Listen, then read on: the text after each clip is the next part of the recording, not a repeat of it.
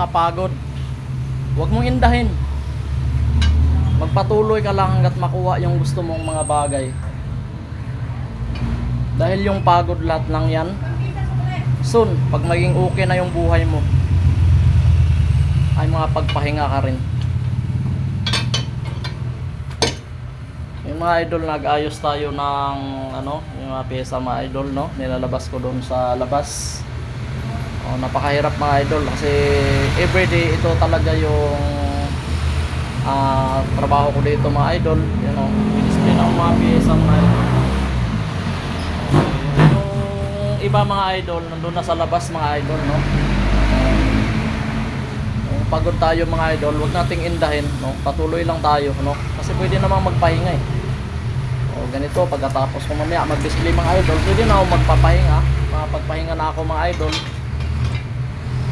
Display ko nga ito mga idol sa labas yung center stand.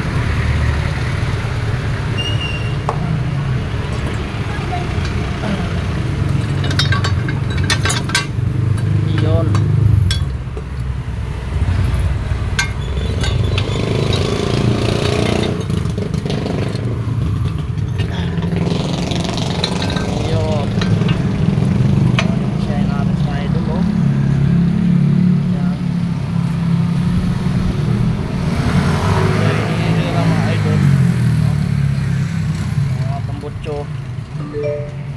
Tapos dito naman sa kabilang side mga idol, yung mga ring set. Nakakapagod yung trabaho natin mga idol, no? Pero ayos lang yan mga idol. Sa patuloy lang tayo magsusumikap araw-araw, no? Kasi pagka iniinda mo yung pagod mo, walang mangyayari sa buhay mo. Kahit ilang beses ka man ma-down, ilang beses ka man magapa, bumangon lang tayo mga idol, no? Na medyo nakakapagod lang. Patuloy lang tayo mga idol, no? Hanggang sa makamit natin yung mga gusto natin, yung mga pangarap natin sa buhay na hindi natin nakakamit ngayon mga idol. Pag tayo ay nagsusumikap. So, darating din ang araw mga idol, no, na andyan si God sa taas, no? Siguro nakatingin siya sa ating kasipagan. Napagod talaga mga idol.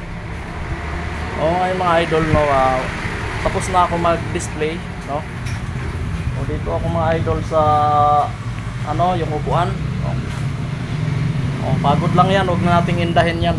Pwede naman natin yung punasan ng towel.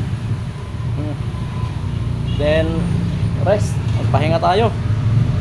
Okay, so maghapon din ulit tayong nakaupo niyan mga idol pagkatapos nating mag-display. Yun lang yung trabaho natin ko dito mga idol, no? I-display ko lang. Tapos si-sell stock lang ng customer. So yun lang mga idol, share ko lang sa inyo mga idol. Bye bye.